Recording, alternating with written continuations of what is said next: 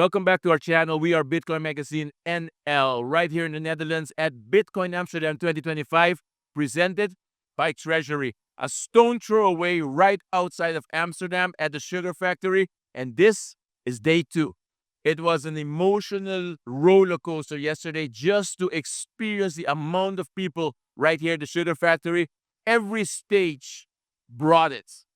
Full of people, the speakers were outstanding, and this gives us a very clear sign. Mainstream adoption is on its way.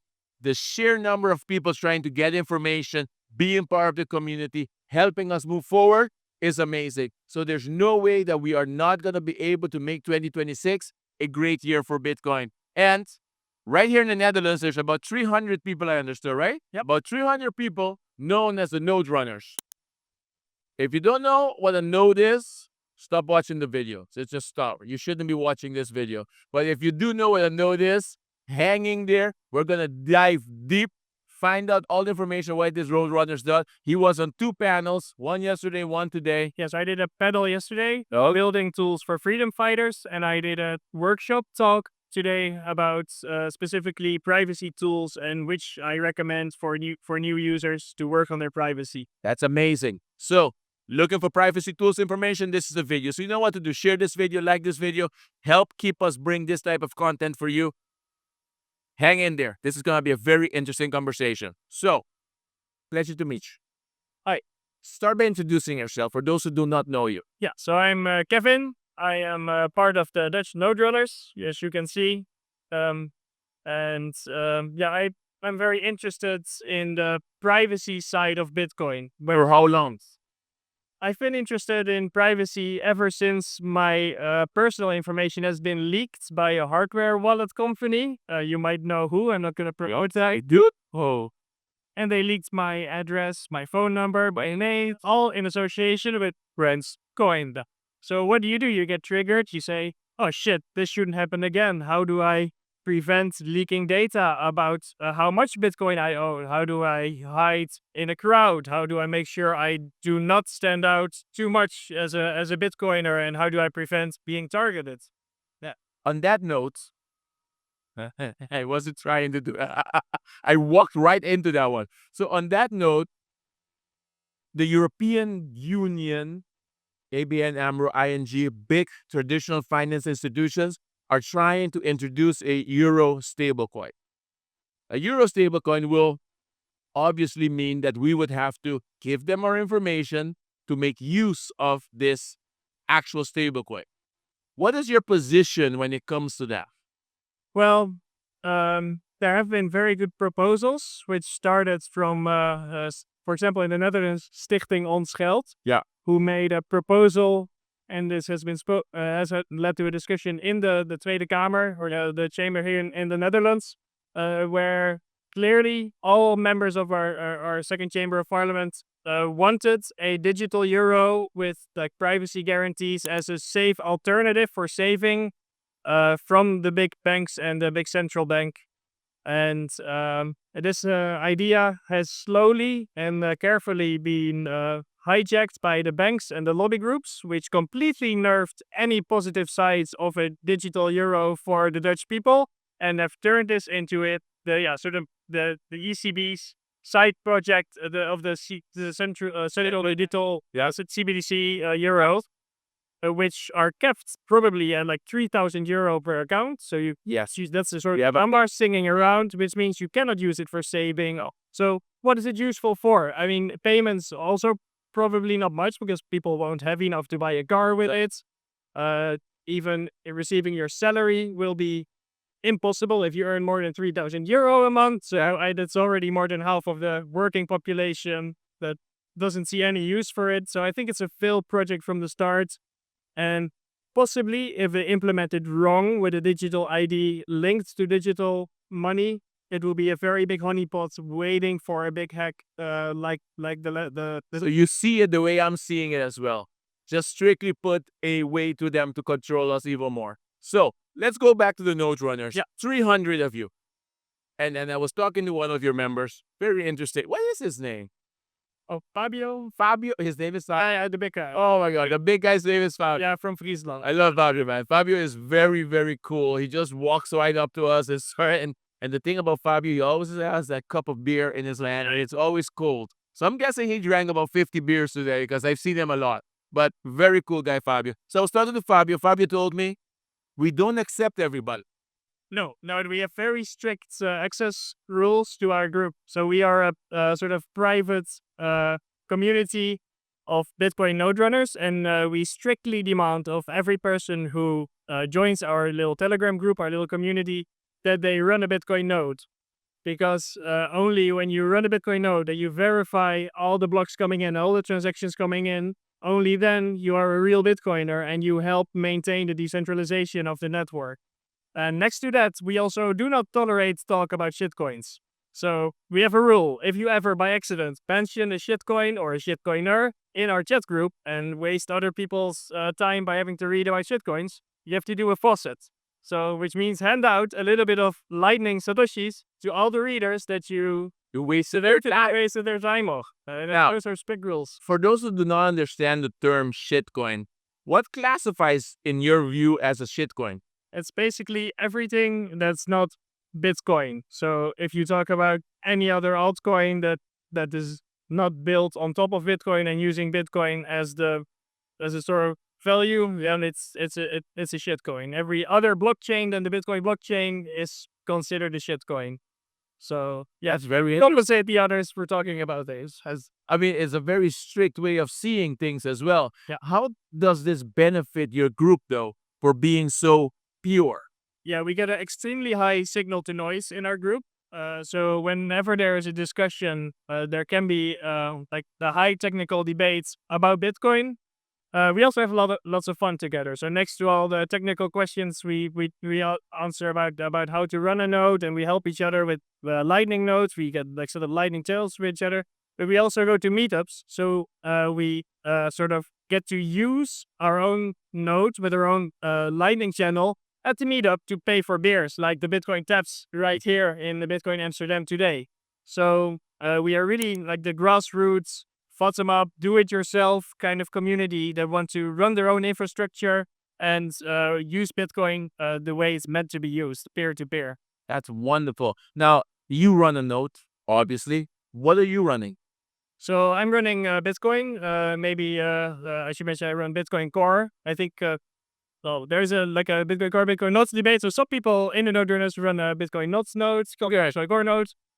I accept connections from all these clients. They're still compatible, so that's good. And aside from that, I also run a Lightning node, so I can do payments from my own Lightning channels here on the channel. It's the cheapest way to transact in Bitcoin as well, because you don't have to pay a fee to your own Lightning nodes. Those are for free, compared to like custodial wallets where you have to pay the custodian. And aside from that, for the NodeRunners group, I also run a Telegram bot that allows you to do the faucets. So as I run the little Telegram bot that allows you to pay for your mistakes. And now, you were integral to the panels when it came to privacy. Exactly, yeah. And you said, as a beginner, I have advice. What for advice do you have? Yeah, so I think beginners should learn about the privacy tools that exist, so that from the beginning on, they use wallets that do not leak their data to external parties. So if you buy a hardware wallet and you use the software delivered by the company with the hardware wallet, there's a high chance that the software connects to the server of the hardware wallet maker, which is not your own node, and then tells that server all the addresses that you're looking at the balance for, which can be identified as coming from your IP and being linked to you. So if you don't use a VPN, if you don't use Tor, you basically dox yourself and you dox the amount of Bitcoin you have to that service provider. So I recommend people that use on-chain Bitcoin, that pull their Bitcoin off the exchange, to use Wasabi wallets to privately receive and privately check the balance on their hardware wallets or on their hot wallets. Okay. Now, from that perspective, let's say people keep pulling everything off chain. Does this affect the resiliency of Bitcoin after a while? You mean off-chain as on Lightning? Yeah, okay. I think Lightning is fine to use as well. Okay. Especially for the smaller amounts. I think Lightning is fine. Once you are gonna go to larger amounts, you might want to like go to cold storage instead, because a hot wallet isn't safe for big amounts. And if you want to have privacy for larger on-chain transactions, I've started running a NodeRunners sort of batch transaction coordinator, which allows you to do private transactions together with many people. So you can hide in a crowd of NodeRunners, and you no longer stand out as a specific person transacting from your exchange or from the peer-to-peer trade to the hardware wallet. You can sort of hide in a group of NodeRunners today using CoinJoin.nl, which I also run on my little Raspberry Pi node at home. And here's the thing. What you're running right there, is it open to the public? Yeah. If I decide right now, hey, I want to do an on-chain transaction, I want to transfer 2 or 3 Bitcoins to an unstorable, and I could just use you to actually do that. Yeah, so the liquidity on CoinJoin.nl has been a little bit lower. I think most participants use like 1 to 2 million Satoshis per input, which is acceptable. The more users I get, the more liquidity in total we'll have, the higher amounts of Bitcoin will be able to be more anonymously spent using a CoinJoin collaborative transaction. Okay. So what's at the core of the NodeRunners? Because I'm going to call it a movement. Yeah. What's the core of the NodeRunners movement? So the core of the NodeRunners movement is like a rebellion. It's standing up for your freedoms. So by during the lockdowns, we did barbecues in the grass fields outside because we wanted to have a Bitcoin meetup even if the venues didn't open their doors. So we organize things ourselves. We do everything we can, like independently from the government. We're not relying on subsidies or on I don't know, big sponsors. We just do things we want to do for ourselves. And one of the most important things that has come from the NodeRunner group is a large decentralized sort of local community meetup spots. So in, I think, almost every province in the Netherlands has a local meetup where NodeRunners or either organize or join the meetups, where you can talk and teach other people, newcomers, about Bitcoin and how to become a more serious Bitcoiner and start running your own nodes. I think that's our goal. It's the way he says it is very inspiring, to become more serious about Bitcoin. It's very well said. If you want to foster adoption, more people have to become more serious about Bitcoin. So at the core of this, what you guys are doing with the education aspect of teaching people how to actually become more serious about Bitcoin. What would be the one thing that you see lacking in the Dutch community? I think at the moment, specifically at this conference, I think self-custody is lacking with the rise of all the treasuries and people that are just, a trader mindset. Treasuries was the whole theme of the conference. Yeah. So I think people, once they want to be more serious and they should step out of investor mindsets. They should not be buying stocks of treasury companies, but they should be holding the keys to their own Bitcoin. That's what we would love to see more here in the Netherlands. Wow.